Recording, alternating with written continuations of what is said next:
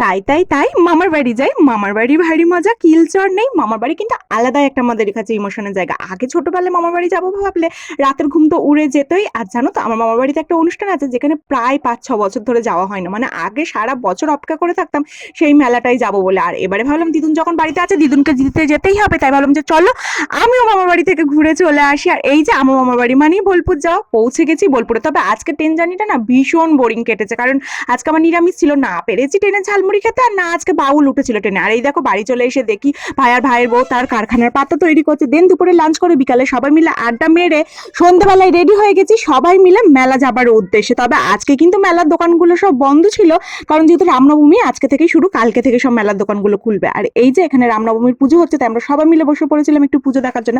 আর পুজো দেখতে বসেও ছবি বা ভিডিও তোলা তো আমাদের থাকবে, আর সেই সব কাজগুলো কারখানা করতে করতেই আমরা আইসক্রিম হাতে রাতেবেলা বাড়ি চলে এলাম। চলো আজকে মিনি ব্লগটা এটুকু, ভালো লাগলে লাইক আর সাবস্ক্রাইব করে দিও।